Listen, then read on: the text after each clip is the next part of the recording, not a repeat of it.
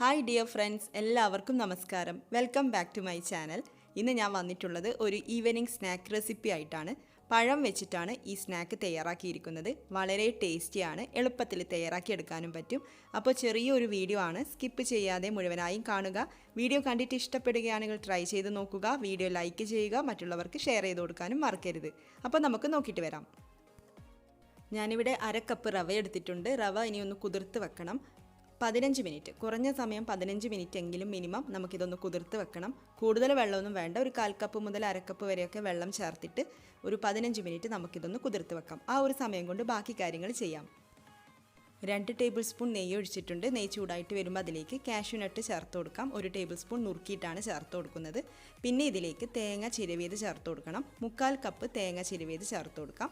പിന്നെ 2 പഴം പുഴുങ്ങിയെടുത്തതാണ്, പുഴുങ്ങിയിട്ട് ഉടച്ചെടുത്തതാണ്. അത് ചേർത്തിട്ട് ഒന്ന് നന്നായിട്ട് മിക്സ് ചെയ്തെടുക്കാം. ഈ നെയ്യിൽ തേങ്ങയും പഴമൊക്കെ നന്നായിട്ടൊന്ന് മിക്സ് ചെയ്തെടുക്കണം. ആ ഒരു ഫ്ലേവർ കിട്ടാൻ വേണ്ടിയിട്ടാണ്, നെയ്യിൻ്റെ ഒരു ഫ്ലേവർ കിട്ടാൻ വേണ്ടിയിട്ടാണ്. അപ്പോൾ ഇങ്ങനെ ചെയ്യണമെന്ന് നിർബന്ധമൊന്നുമില്ല കേട്ടോ. ഇത് നിങ്ങൾക്ക് വേണമെങ്കിൽ ഒഴിവാക്കാം. പിന്നെ ഞാൻ ഇതിലേക്ക് 3 ഏലക്കായ ചതച്ചത്, ഏലക്കായ പൊടിയാണെങ്കിൽ അങ്ങനെയും ചേർത്ത് കൊടുക്കാം. വീണ്ടും ഒന്ന് നന്നായിട്ട് ഇളക്കി യോജിപ്പിക്കാം. അപ്പോൾ നെയ്യിൽ ഇങ്ങനെ വഴറ്റിയെടുക്കാതെ എല്ലാ കാര്യങ്ങളും കൂടെ മിക്സ് ചെയ്തെടുത്തിട്ട് നെയ്യ് ഒഴിവാക്കിയിട്ട് ബാക്കിയെല്ലാം മിക്സ് ചെയ്തെടുക്കുന്നതാണെങ്കിൽ അങ്ങനെയും ചെയ്യാം കേട്ടോ.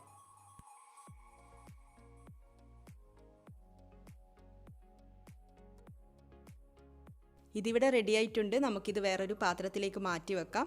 റവ ഇവിടെ കുതിർന്ന് വന്നിട്ടുണ്ട്. ഇനി നമുക്കൊരു ബാറ്റർ തയ്യാറാക്കിയെടുക്കണം. അപ്പോൾ അതിന് വേണ്ടിയിട്ട് ഇത് നമുക്കൊരു മിക്സിയുടെ ജാറിലേക്ക് ഇട്ട് കൊടുക്കാം. പിന്നെ റവയ്ക്ക് പകരം മൈദ യൂസ് ചെയ്യാം. കൂടുതൽ ഹെൽത്തി ആവണമെന്നുണ്ടെങ്കിൽ ഗോതമ്പ് പൊടി വെച്ചിട്ടും ബാറ്റർ തയ്യാറാക്കിയെടുക്കാം. ഇനി നമുക്കിതിലേക്ക് ഒരു കളറിന് വേണ്ടിയിട്ട് ഒരല്പം മഞ്ഞൾപ്പൊടി ചേർത്ത് കൊടുക്കാം. ആവശ്യത്തിന് ഉപ്പ് ചേർത്ത് കൊടുക്കാം. പിന്നെ ഈ ബാറ്ററിന് ഒരു മധുരം കിട്ടാൻ വേണ്ടിയിട്ട് പഞ്ചസാര ചേർക്കുന്നുണ്ട്. 2-3 ടേബിൾ സ്പൂൺ പഞ്ചസാര കൂടെ ചേർത്തിട്ട് നന്നായിട്ട് അരച്ചെടുത്തുകൊണ്ട് വരാം.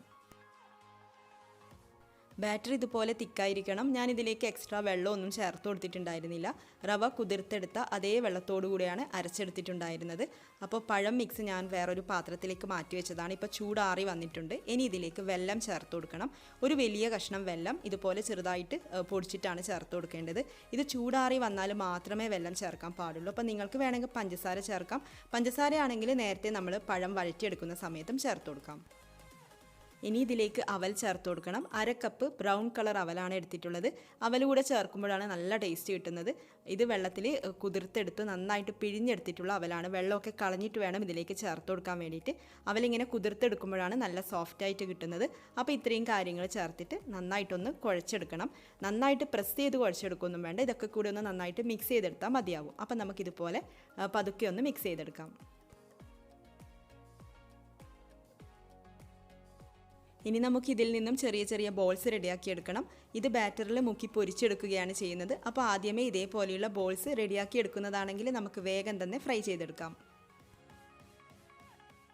ഓയിൽ ഇവിടെ ചൂടായിട്ടുണ്ട്. മീഡിയം ഫ്ലെയിമിലാണ് വേണ്ടുന്നത്. അപ്പോൾ ഓരോ ബോൾസായിട്ട് ബാറ്ററിൽ ഡിപ്പ് ചെയ്തിട്ട് ഇതിൽ ഇട്ടുകൊണ്ട് ഫ്രൈ ചെയ്തെടുക്കാം.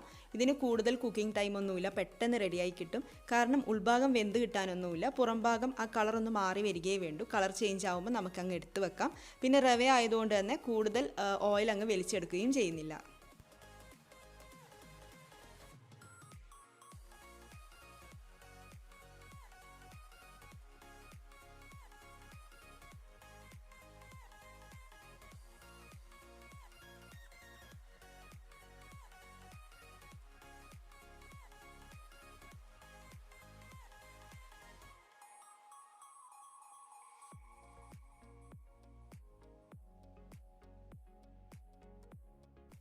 പഴം കൊണ്ടുള്ള ഈ ഒരു സ്നാക്ക് റെസിപ്പി അപ്പോൾ എല്ലാവരും ഒന്ന് ട്രൈ ചെയ്ത് നോക്കണം. ട്രൈ ചെയ്ത് നോക്കിയാൽ മാത്രം പോരാ കേട്ടോ. നിങ്ങളുടെ അഭിപ്രായം കമൻസിലൂടെ അറിയിക്കാനും മറക്കരുത്.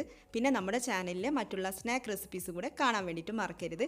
ചാനൽ ഇതുവരെ സബ്സ്ക്രൈബ് ചെയ്യാത്തവരാണെങ്കിൽ ചാനൽ ഒന്ന് സബ്സ്ക്രൈബ് ചെയ്യുകയും വേണം. അപ്പോൾ നമുക്ക് അടുത്ത വീഡിയോയിൽ കാണാം. താങ്ക്